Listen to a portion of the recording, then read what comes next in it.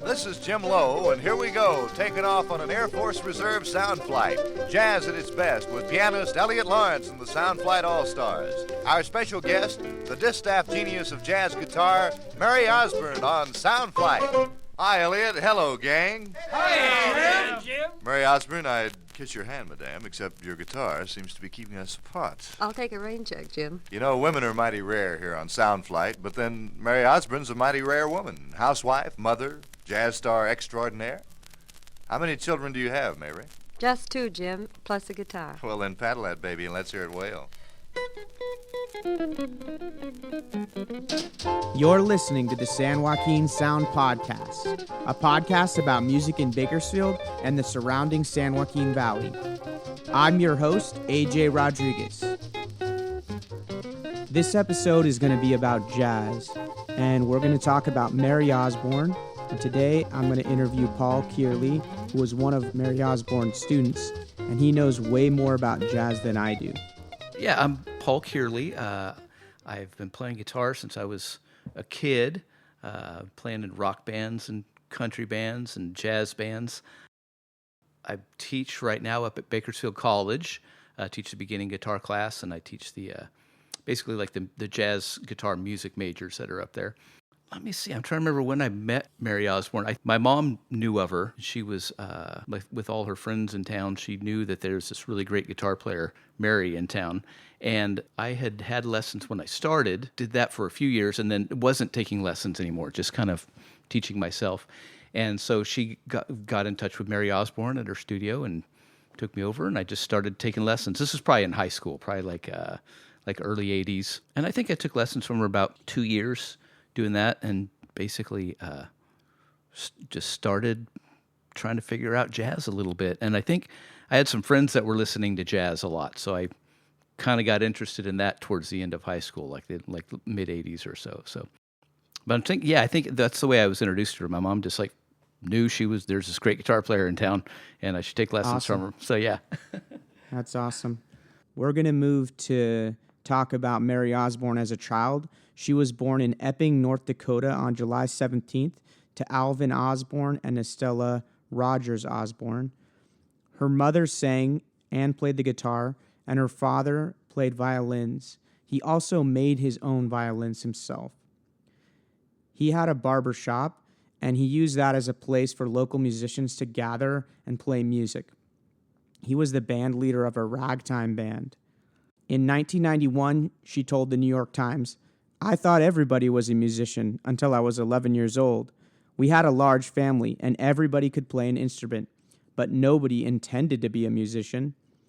They tell me one time they found me sitting at the piano picking out tunes. I was 2 or 3 or something. My dad says, I think I finally got myself a musician. From then on, he just doted on me. He brought me every string instrument." She was a musical prodigy and a multi-instrumentalist. She tap danced, played piano, violin, banjo, ukulele, and even sang. And from age 10, she had her own radio show all the way up until age 15. When she was 9, she got her very first guitar. She stated, "When I picked that first guitar, that was it. I knew that's what I wanted to play the rest of my life." She played, quote, country music, only we didn't just call it country then, we called it hillbilly. She was learning jazz and playing jazz violin. She listened to every 78 jazz record that she could find. She especially liked Django Reinhardt, Eddie Lang, and Dick McDonough. So do you know anything more about those artists? Just Django Reinhardt. I listened to him a little bit, but yeah, he was that early jazz in the 30s. But he was European, so this was jazz happening over in France, which was a little different kind of vibe to it. Had more like a classical sort of bent to it, but it was very much about jazz, about improvising. So yeah, Django's stuff was really interesting. And at this time, it's all acoustic, right? Electric guitars hadn't taken over. Right, yeah. A little bit later, in 1939, Mary Osborne went to see the Al Trent Sextet at a club called The Dome in Bismarck, North Dakota. Charlie Christian was playing with the band, and his performance absolutely blew her mind. She told the New York Times, "The only electric guitar I knew of was the Hawaiian guitar.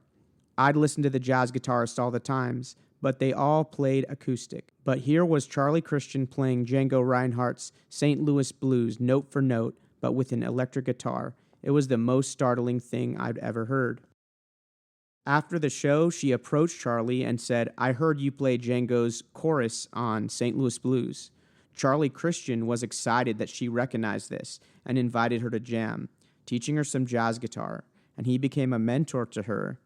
He unfortunately died of tuberculosis when he was 25 in 1942, but until then, they had kept in touch. As far as Charlie Christian, can you explain the significance of him to jazz guitar? Yeah, I guess. Well, I guess going back to that idea of she's talking about the Hawaiian guitar. There was the lap steel was what some companies were making. It was an electric guitar, but it was a lap steel. And apparently Charlie Christian wanted to be louder when he's playing with a big band, so he had somebody put a pickup from a lap steel into his regular acoustic guitar. So that's kind of how that first came about, from what I hear. As far as his influence, I mean, the guitar with a big band, with any kind of a large ensemble, they would be playing rhythm, and it wasn't very loud acoustically. So when you put a pickup in it, you could solo, and people would hear you. You sound, like a trombone or like a saxophone or something. You can be just as loud. So that meant that guitar players could be a lead voice all of a sudden. So that's huge. Yeah. Mary Osborne said, "Charlie Christian came out with guitar jazz solos. So great with that sound and everything. Phrased like a horn. I knew I wanted to do that, and I thought I might be able to." So after this, she went out and she bought an $85 Gibson ES 150, just like Charlie Christian played. ES stood for Electric Spanish. Right, yeah. It was a hollow body guitar. It had F holes, just like a violin. There were no cutaways, and it had a bar pickup, which was a huge improvement over the previous piezo pickups. She even paid a friend $45 to build her an amplifier. And that's when she joined a trio led by Winifred McDonald. They had a lot of success and toured all around, but when the band was playing in New York City, all three women each met someone that they would marry, and the band ended up breaking up. And Mary Osborne married Ralph Scafidi in 1942, who was a jazz trumpeter who was an incredible player himself. Did you ever meet Ralph? Yes, I probably, just in passing, I probably met him when I was at lessons. I would see him at the house, and I probably saw a big band show or two with him playing in it. Nice. So, yeah. So this was the start of her New York era. She was playing on 52nd Street, and she was playing often at the Village Vanguard in the 40s. Can you talk a little bit about this era of jazz? What's going on in the 40s? That's like the big band stuff is happening, but I think swing. yeah, swing is coming along. It's music to dance to. So they were doing that, and I'm trying to think, the Village Vanguard. I've had a couple people told me that they went to New York, and there's a poster of her still there. You go down the stairs, and Wow. and right there at the bottom of the stairs, there's a poster of Mary Osborne when she played. Actually, I think she went back and played in the late 80s and early 90s. Yeah, And they she did. Yeah. So there's a poster of her there that you could still see, or at least a few years ago it was still there. So, yeah. Vintage Guitar Magazine said her swinging style earned her confirmation as one of the early architects of R&B and rock and roll. She's often described as a swing guitarist. Could you explain what swing is, especially for someone who might not know about jazz? Yeah, I'm trying to think of swing is when you have a bounce to it. Like if you technically swing is like if you played something straight, just a regular beat. It's like 1 and 2 and 3 and 4 and 1 and 2 and 3 and 4 and 1 and 2 and 3 and 4. Swing is when you kind of have this kind of bounce to it, like a little. There's like a pause between the eighth notes, so it's like 1 and 2 and 3 and 4 and 1 and 2 and 3 and 4. So swing would have like a little kind of bounce to it. Do do do do do do do. But like a good way to think. Yeah, you think of old like big band stuff where it's like the Benny Goodman and Glenn Miller things, like In the Mood and that kind of stuff. It has a certain bounce to it, basically. So she led her own trio with Sanford Gold and Frenchy Caet, and eventually pianist Jack Police joined. She said, "I love the way guitarist Bucky Pizzarelli describes the kind of thing we were doing. Mm-hmm. He calls it disguising jazz as hotel music." We recorded first for Signature Records and then Decca and their subsidiary Choral. On Decca, it was strictly commercial. I wanted people to like us and sell.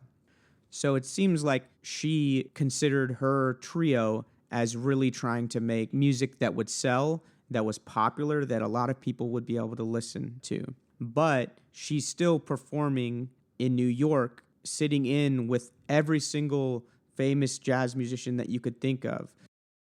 Here is Hoodle Addle by the Mary Osborne Trio from 1946. This is Mary Osborne on vocals and guitar. In Philadelphia, on a recent date, a certain guy sat down at the 88, and he played a tune that kinda made you wanna sing. But it had no words, all it had was swing. To somebody hollered, hoodle-addle, hoodle-addle, hoodle-addle-addle,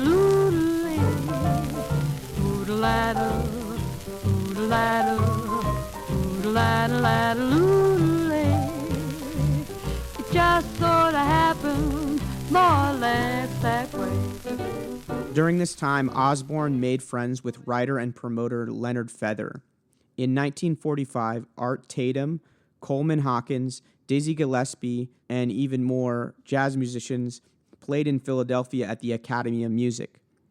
Mary Osborne said, "Leonard Feather just urged me to go on stage, so I ended up sitting in, and I got this fantastic write-up in the Philadelphia papers the next day when I wasn't even supposed to be there." I looked in the archives for the Philadelphia Inquirer on November 21st, 1945, and they said, "A surprise feature of the evening was Mary Osborne, attractive young guitarist, whose playing brought further cheers and whistles from the lively audience." She ended up performing on the Arthur Godfrey Show, the Ed Sullivan Show. She became a regular performer on Jack Sterling's New York radio show from 1952 to 1963, playing jazz with a quartet with Elliott Lawrence as band leader, and that was playing jazz live on the radio. And she was also busy in her home life. She had 3 children during this time and even recorded her first album, A Girl and Her Guitar, when she was pregnant with her third. It has pianist Tommy Flanagan, rhythm guitarist Danny Barker, bassist Tommy Potter, and drummer Papa Joe Jones. What did you think of that album? I like it. I've listened to that a little bit. Trying to remember if I actually have the physical album. It's pretty rare now. Yeah. It goes for a lot of money. Yeah, It is hard to find. All of her LPs are. Yeah, I think my mom may have just got it a little while ago, but you can listen to it. You can listen to a lot of the tracks on YouTube and Spotify and stuff. But yeah, it's great. Like the guitar sounds great.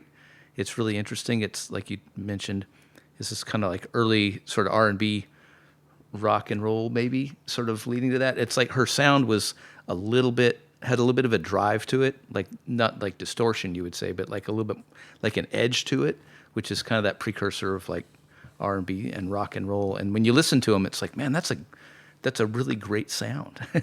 It's probably just an amp turned up really loud is what's going on. So yeah, it sounds really clear for being an older recording for sure.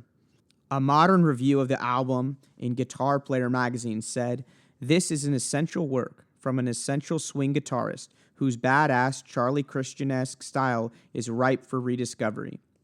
She occasionally slips and slides like a playful Les Paul with a hard-hitting Mickey Baker edge and a Charlie Christian aesthetic hovering over it, so don't expect gentle utterances.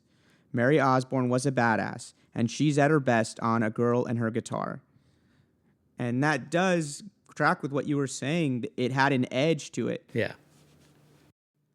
This is How High the Moon from 1959.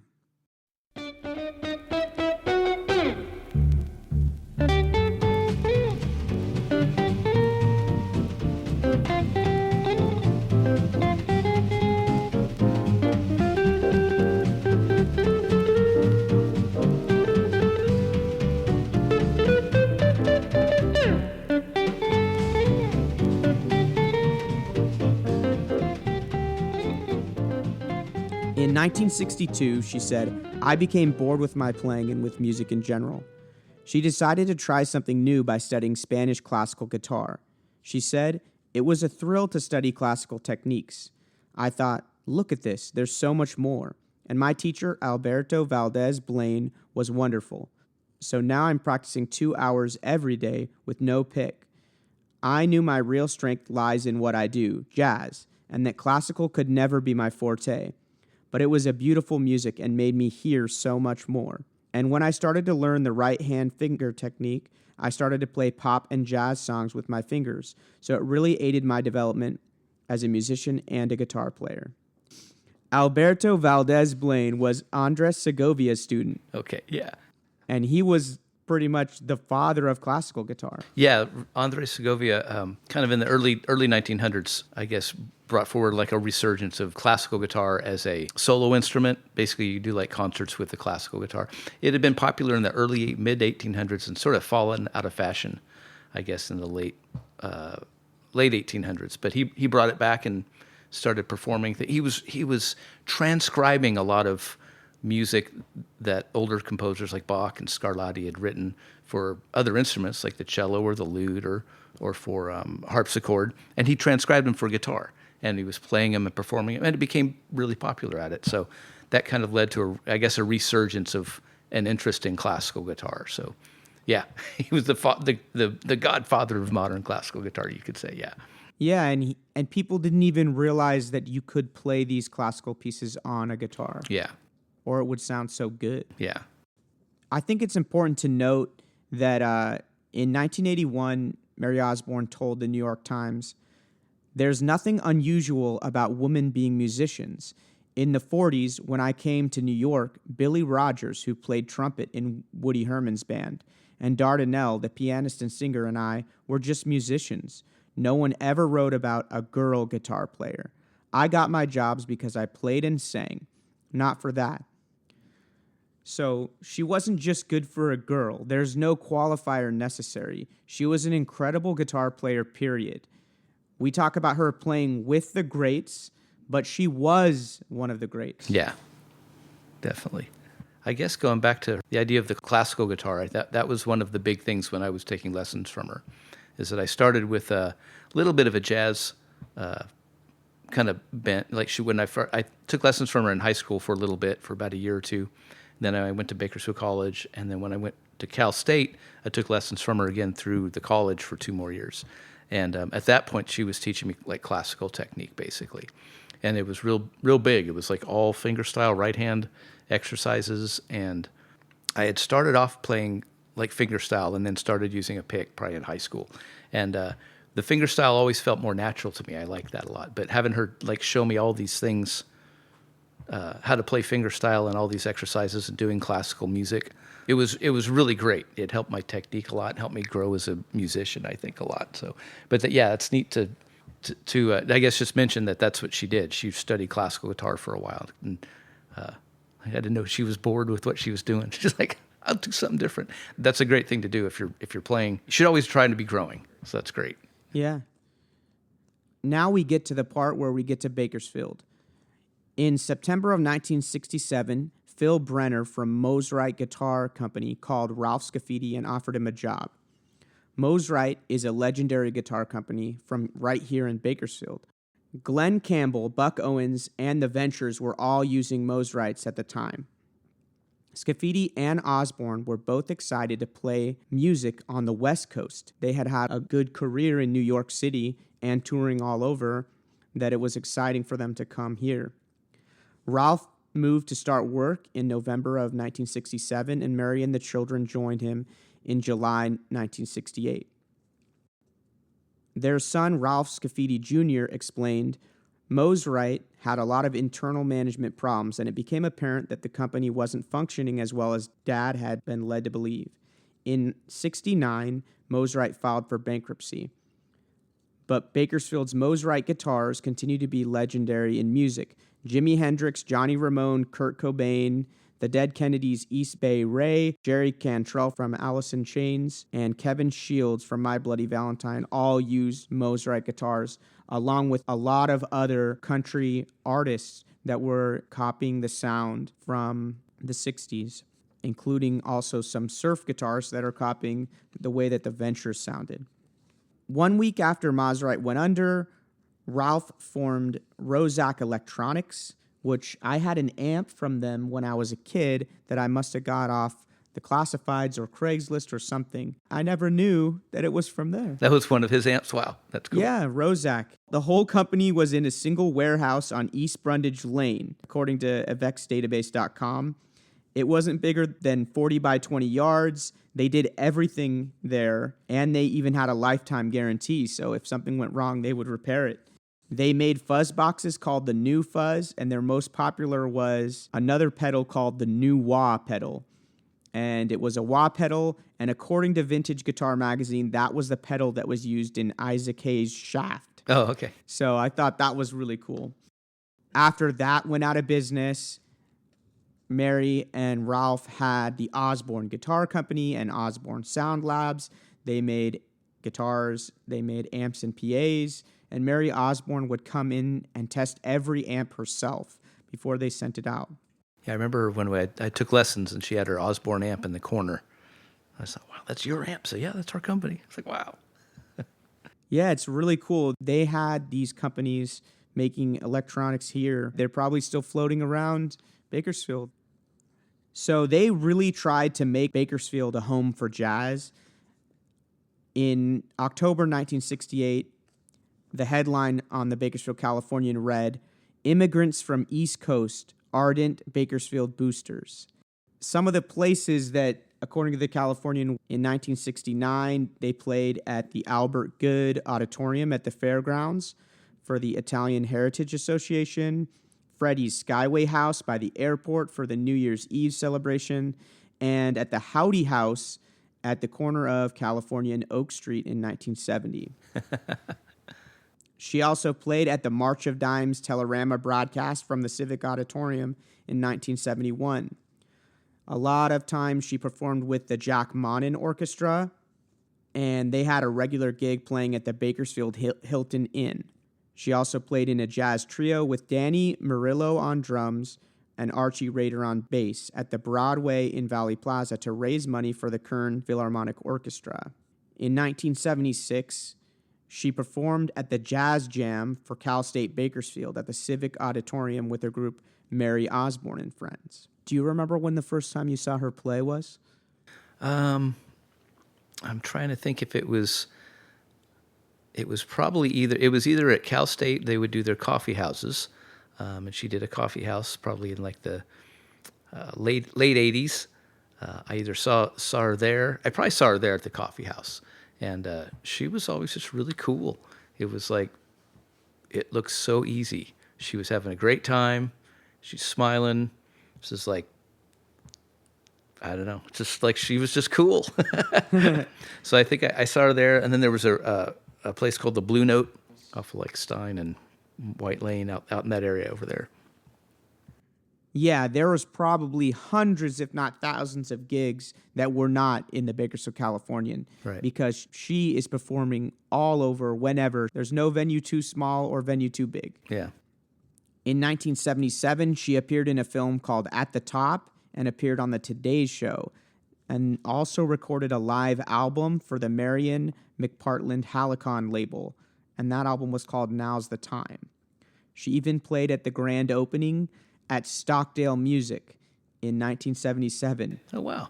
This was located at 5474 California. Yep. And I only knew about the Stockdale location, I think. Yeah, later. I used to go in the one that was on California before they moved over there, and I don't know if I don't think I ever saw her there, but I think I knew that somebody had said something about her being in there or something. But yeah, that was the Fosbenders, and what was it Ken Fosbender? I just found out started the BC big band up in the 50s. He was the band director at BC, so just a little side note there. Wow. But I worked at Stockdale Music for a little while over when they were on Stockdale Highway. I think I bought my first or second guitar pedal from there. It was like some multi-effects pedal, and everyone told me it sounds horrible, but I was so excited to have like 100 effects in one pedal Yep. because I didn't even know what anything was yet. Yeah. I still don't know, to be honest, but It's fun to experiment, have a bunch of things to do. Yeah, to mess yeah, around to with. have that many effects, it was exciting. And it had an expression pedal on the side to control stuff that was fun. Yeah. In 1980, I found in the Bakersfield, Californian, a coupon for one free lesson at the Fine Arts Workshop, which was located on 212 Goodman. And if you were back then, you could have used that coupon to get a lesson from Mary Osborne for free. Yeah, that's where I think I first met her. I remember that studio at Goodman. I think I went over there one time and met her, and then I started taking lessons at her house when she was teaching it at Christmas on Christmas Tree Lane. So Wow. yeah, I just remembered that. That's right. Yeah, on Goodman Street. I probably went in there once or twice. Yeah, when I was doing some research for this, I found out they lived on Christmas Tree Lane, which is very close to a apartment that I lived for very long, and Yeah. I couldn't believe how I've driven past that over and over. Like, Yeah. couldn't believe it was right there. In 1981, she released her second album, and she only had two. She played on hundreds of albums, but this one was called Now and Then. It had some of her old recordings and some of her new recordings. It was for Stash Records. If you want to listen to it now, it is renamed A Memorial because it was re-released on CD after she passed away. Mm-hmm. She was performing all the time, and even in 1983, she performed with the LA4 at the Bakersfield Inn, and she was performing regularly at the Starlight Ballroom with Ralph Scafidi and the 17-piece Starlight Orchestra.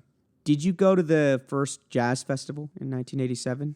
Yes, I'm sure I did. The first one was like this kind of dual thing with Dizzy Gillespie at BC and then something going on at Cal State too. And so I saw that, and I don't remember if that was the first one or the next year was the first one. But yeah, I went to every one for the first like 10 years there. Did she perform at that one or? Yeah. Yeah. So in 1987, there was the first Bakersfield Jazz Festival, which was run by Doug Davis, who is another really important person for the history of Bakersfield jazz. But they also did a show at Bakersfield College, like you said, before this festival. So it was kind of like you had two opportunities to see Dizzy Gillespie. Yeah. And in that week, the Kern County Board of Supervisors honored Mary Osborne and proclaimed that week Jazz Week in Kern County. Right on, yeah. And I read a story in the Californian that Dizzy Gillespie went to cash his check at the bank, and they asked him for ID. And what he did was he just pulled out his trumpet and he puffed out his cheeks. Yeah. And I think that was enough for them to get him to cash it. Yeah. In 1990, she played the Playboy Jazz Festival, and she reportedly stole the show. And a lot of famous people played on there, including Pat Metheny, who I think, if I remember, is one of your favorite guitarists, Yeah, he's right? probably my favorite guitar player. I've got more Pat Metheny albums than anybody. Yeah. So you have your teacher and your hero on stage Yeah. right there. So during this time, for years, she was struggling with leukemia, but she kept playing music.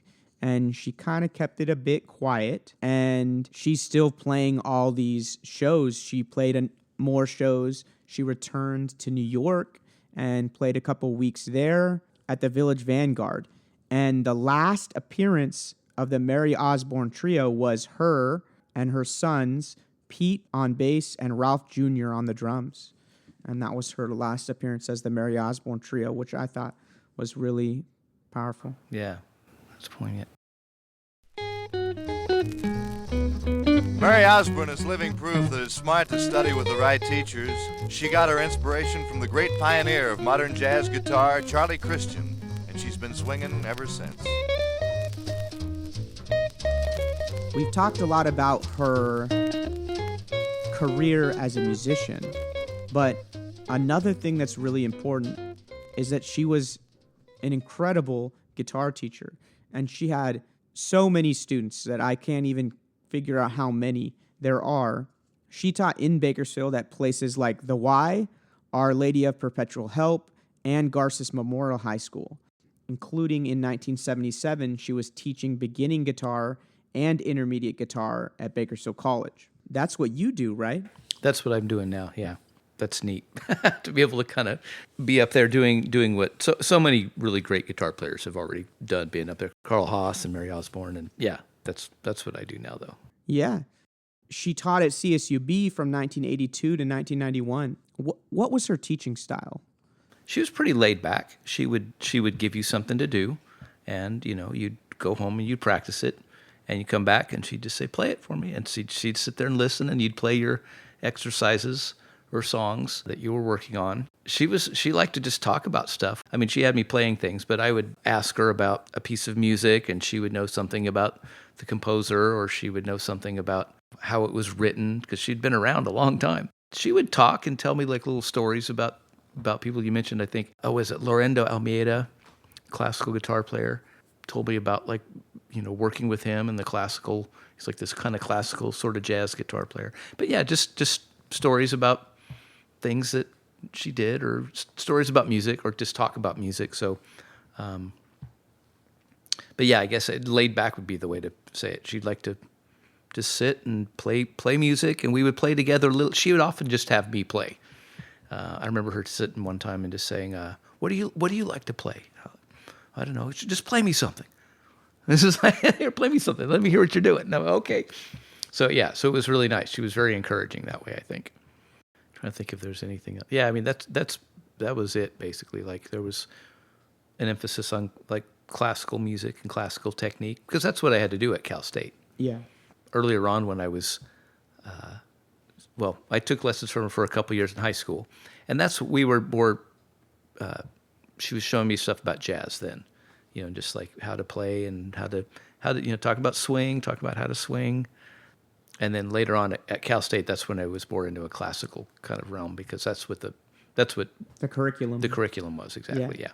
But again, yeah, she would tell me stuff, she would show me things, she would have me play it, and again, just very laid back, and it was nice. I remember asking her about a solo piece or something, and she says, "Here," and she just handed me a piece of music, says, "Go figure that out. Just it's up to you. You have to figure out how to do this." I'm like, "Okay." Took it home and practiced it. Came back, "Is this right? Yeah, here, work on this," and she'd show me things. Yeah, it's insisted that I learn things. So like I would practice stuff. If you want to learn something, here, take this piece of music, go practice it, come back, show me what you can do. Okay. That's awesome. You know, she left a really great legacy. After she passed away, the Jazz Fest did a memorial for her. Not only did she, of course, have an obituary in the Bakersfield Californian, but the New York Times had an obituary for her because she was so important. Wow. Yeah. She was inducted to the Bakersfield Music Hall of Fame in 2017, but she was also inducted into the North Dakota Hall of Fame, which is where she was born.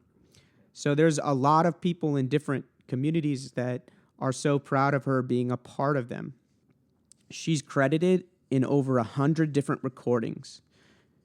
She played anywhere she could, and she was happy to share her knowledge with the world. Well, I was thinking it was really neat when like YouTube started happening like 10, 15 years ago, and you start look up things about. I was like, I wonder what's Mary Osborne's on here, and I would find there's plenty of videos of her playing back in the 50s and 60s that people have uploaded, and you'd see her playing a concert on a TV show with Billie Holiday, and it's just, yeah, she played with a lot of great people. Yeah. In her book, Stormy Weather, The Music and Lives of a Century of Jazzwomen, Linda Dahl calls her the First Lady of Jazz Guitar. In many other places, she's referred to as the Queen of Jazz Guitar. She was credited on over 100 different albums or singles. She played with Joe Venucci, Dizzy Gillespie, Art Tatum, Coleman Hawkins, Thelonious Monk, Mercer Ellington, Burl Booker, Merle Torn, Louis Armstrong, the Andrews Sisters, Ethel Waters, the Ames Brothers, and Mary Lou Williams, and many, many others. Mary Osborne's Memorial Scholarship was started in 1996. The very first recipient was Jim Scully, and he's taught at CSUB for many years. Another was Kyle Burnham, who teaches at BC. Mm-hmm. He told The Californian in 2016, "The first time I met her at CSUB, we had a jam session. I couldn't believe she was interested in giving her time just to play a little jazz with me. She was very encouraging, even though I was nowhere near her level of musicianship at the time. Her willingness to share her time and knowledge has helped shape my teaching philosophy. I make it a priority with my students whenever possible." She left a legacy of music education that means her legacy will live on in countless students all around the world. Yeah, that's what I always like when you took the guitar class. I always bring up Mary Osborne and how great she was, and try to tell all my students, go out and listen to some Mary Osborne stuff. And yeah, that's great about Kyle. He's a really good teacher. I'm up there teaching with him at BC, and he's he hangs out with his kids and shows them how to try this. And he's very just like you said, he's laid back, and he tries to just help everybody out. He's a really good teacher. So. Yeah, and these are just names that I recognize. There were a bunch of other names. Mm-hmm. I've noticed that the way that she taught, that it's carried on. When I think back to taking Intro to Guitar with you, you did a lot of the things that she did. And you were very laid back, but you were very excited to show us about so many different guitarists. Yeah. I remember whenever you talked about a new guitarist, every week or every time we had a lesson, you would put another guitarist on the board, but then you would play their stuff. I try to play like them or something, yeah. Yeah, and I feel like I played guitar for a long time before. I'm not very good. I want to learn more. Don't get me wrong. I just like playing. But a lot of the other students were brand new, and so I remember you played Rumble by Link Ray. Right. And that was just, the other kids seemed just as amazed by that as when you played Van Halen's Eruption. Yeah. But to me, I was like looking around, oh my gosh. Yeah. It was just so cool to hear you ripping these different solos, and it would just be, you look the same. You looked relaxed and having fun, as Mary Osborne does when you watch on YouTube. She just looks so relaxed and so like she belongs there, like that's her home. Well, it's a lot of fun. It's always like a pleasure to me to like show somebody something. There's this world of music out there. There's all these great guitar players, and I mean it's hard to listen to all of it, but it's like you should go out and check out some of these really great musicians. So it's always exciting to me to like show somebody a new guitar player. Because I remember when I was young, and my friends would be like, "Hey, have you heard this guy? Have you heard this?" And I'd listen to some new music, and I'd be like, "Whoa, what is that?" And it's just a great feeling to discover something new musically like that. So hopefully I want to do that with my students. Yeah. Yeah. Let's talk about some local musicians in the jazz world that you think people should go out and listen to. Yeah, there's a lot of really good musicians here in Bakersfield, keeping jazz alive. You could actually, I guess, go down to the jazz workshop on Tuesday nights. Steve Eisen started that like more than 15 years ago, and that's been going strong like every week on Tuesday nights. It's at the Petroleum Club or the Sundale Country Club down there near West High, 6:30 to about 9:30. But they have like a beginning jam for like high school or college students at the beginning, and there's like a featured artist. I play down there occasionally here and there, and then there's like basically like a jam afterwards, like a professional jam afterwards for about 45 minutes. Anybody that's playing, and I'm playing with Mike Rainey on saxophone in in a month. Be playing with him, but I play with Kyle Burnham, Chris Tyner up at BC. We do a lot of stuff together. Chris Tyner's doing some great stuff musically. He's all about new music and kind of branching out and trying different things. He's touring around the West Coast. He was back up in San Francisco just last week, I think. But he's all over the place. He's doing really good stuff. So I was thinking Isaiah Morfin on saxophone, really good. My friends at the Bakersfield Music Lessons down on 28th and F Street. Jay Smith, he's a great piano player. He's got the Jay Smith group. He's out playing a lot. You see him around town. And he does a nice like kind of blend of like jazz, R&B. He'll make like jazz arrangements of R&B tunes and R&B arrangements of jazz tunes. So he's mixing it up a lot. And Paul Perez that plays with him, he's probably one of the best saxophone players. I mean, definitely in Bakersfield. Nice. Best saxophone players around. I mean, he's really good. He's like an A-list player. And we're lucky to have him here in Bakersfield. But He plays with Mento Buru. he plays with Mento Buru too, yeah, with Jay Smith and Mento Buru, and does his own thing here and there, just like doing jazz gigs around town. But there's Brendan Coyle. He's a very good young guitar player. He does really well. He's going to Cal Arts right now, but he's still around town playing a little bit. Yeah, lots of good stuff going on in town though. Still. Thank you so much for the interview. We'll leave off with Love You Madly from 1981. Mary Osborne is on guitar and vocals. The good things come to those who wait, so just relax and wait for fate to let me see the day you'll say to me, I love you madly, I love you